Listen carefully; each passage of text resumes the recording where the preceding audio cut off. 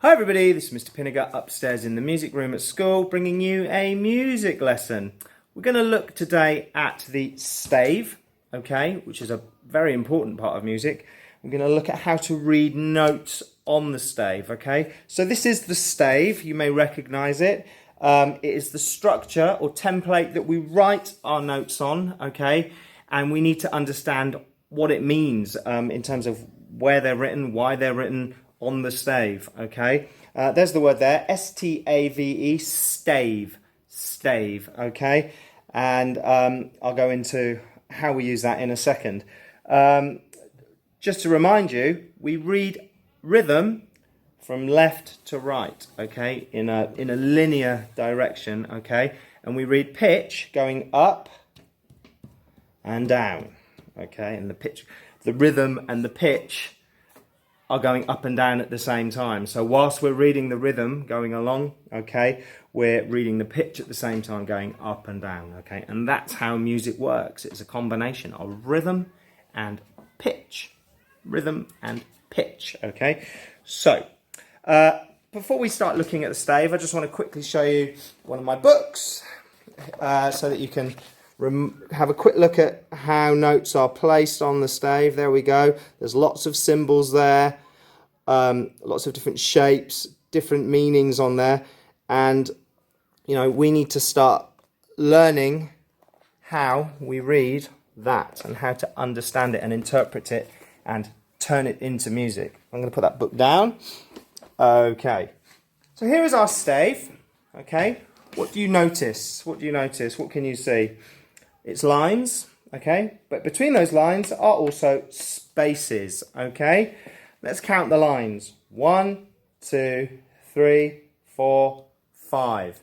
We have 5 lines, so the spaces are 1, 2, 3, 4. There are 5 lines and 4 spaces, okay? And we're going to learn how to read the notes that are either on one of those lines or in one of those spaces, okay? And there's a couple of ways to do it and remember it, okay? I'm going to go through that. Now, I've written this symbol on our stave, which you will see at the beginning of every piece of music, okay? It might not be this one, but in primary school, it's generally this one, okay?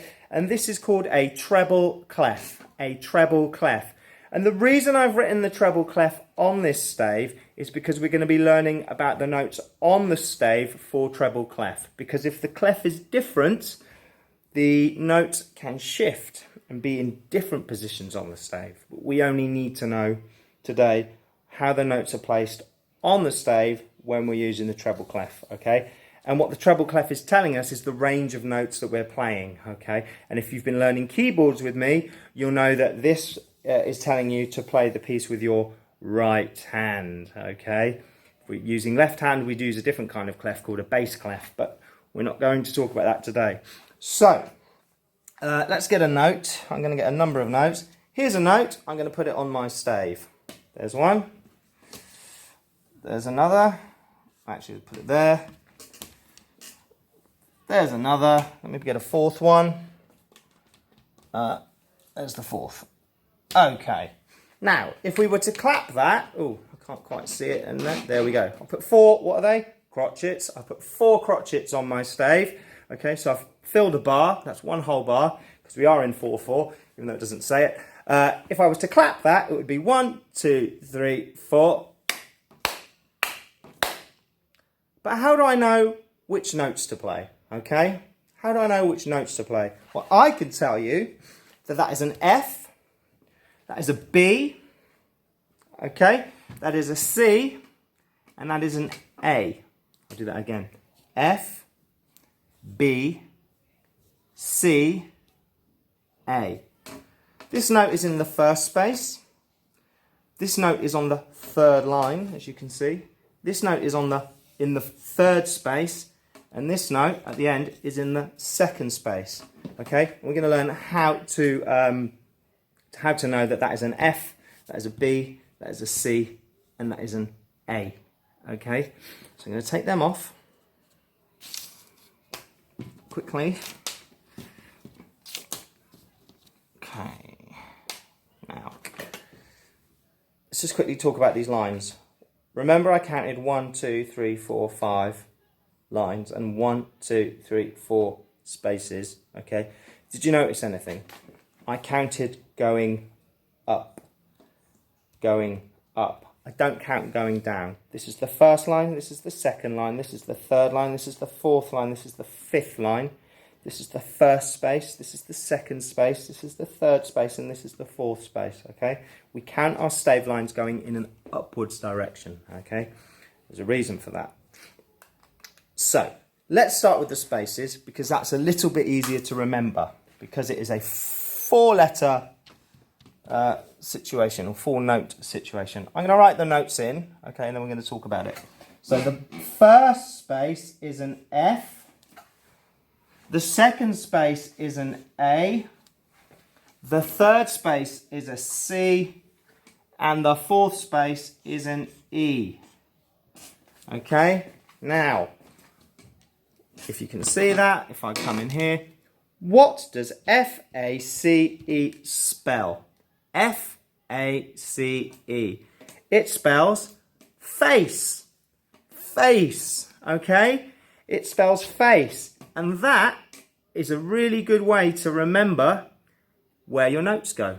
So now we know we've got an F in the first space, A in the second space, C in the third space, and an E in the fourth space. And we know that because we can put the word face in there, okay? Now that's just a coincidence, okay? It's got nothing to do with your actual face. It just works that way for us, okay? And it really helps us to remember. There we go, I've moved the board a bit so you can see it a little bit clearer. So we've got F-A-C-E, face in the space. Say that, face in the space. F-A-C-E, okay? And that is how we remember where our notes on the stave go, in the spaces, okay? So, what I'd like you to do is forget about the treble clef. Don't worry about that for now. You can practice it if you want to. If you want to practice writing treble clef, you can. But I'd like you to write 1, 2, 3, 4, 5 lines, 5 straight lines with equal spaces between them. That will automatically give you 1, 2, 3, 4 spaces, okay? And I'd like you to write going upwards in the first space, F, in the second space, A, in the third space, C, and in the fourth space, E, okay? I'm going to change the paper, I'm going to press stop, change the paper, and I'm going to come back and do the next part with you. So, those are these spaces. Now I've quickly changed the board so that I can write next to it, and I've removed the treble clef, but just imagine it's still there, okay, because we're still writing stave for treble clef, okay. So we've learnt the spaces. Now it's time to learn what's on the lines, and it's a little bit trickier in the sense that, well, you'll see, okay. So I'm going to write them in. So remember, we're going upwards, 1, 2, 3, 4, 5. On the first line is an E. On the second line is a G. On the third line is a B.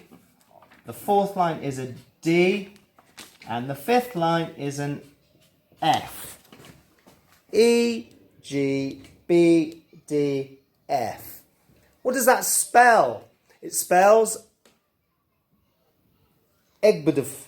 Egbeduf. Doesn't spell anything, does it? It doesn't spell anything. So, this is where it gets a little bit trickier. Because it doesn't spell a word, okay, what we do is we create something called an acronym. An acronym, okay? And an acronym is where you take the first letter of the words in a sentence and use those first letters, okay, as your main sort of point of attention, okay? So the letters that you're using from the words, okay? And what we do, let me explain that a bit better, is we create a sentence which uses these letters at the beginning of each word in the sentence. And that sentence is every, E, good, G, boy, B, deserves, D, fruit, F, E, G, B, D, F, every good boy deserves fruit. Okay? And just to save time, and Blue Peter, if you know that, there it is. Okay, I'll put it on the board. Let me move that. Say it with me. Every good boy deserves fruit. E-G-B-D-F. Every good boy deserves fruit. Okay, so with the stave that you wrote out on your piece of paper that you have, I'd like you to now write in the notes E-G-B-D-F. Okay, and also write out the sentence, every good boy deserves fruit. Okay, now let me just get my red pen. What were the notes in the spaces again? What's the first space? F. Second space? A. Third space? C. Fourth space? E. So there we have it. There are the notes on our stave, okay? On our 5 lines and 4 spaces. So let's get a note. I'm going to place this semi-brief here on a note. You're going to tell me what it is. What note would that be? Well, it's on the 1, 2, 3, 4th line, so it must be a D. Good. Let's put that note here. Well, it's in the first space, so it's an F. Put it on the first line. What's that note going to be? E. Good. Let's put it on the this line. It's on the 5th line. 1, 2, 3, 4, 5. It's on the 5th line. It's an F. Okay. Let's just put 4 crotch chips on. Let's go.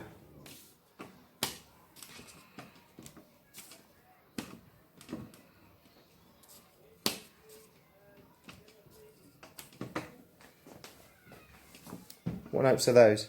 First space, F. Second space, A.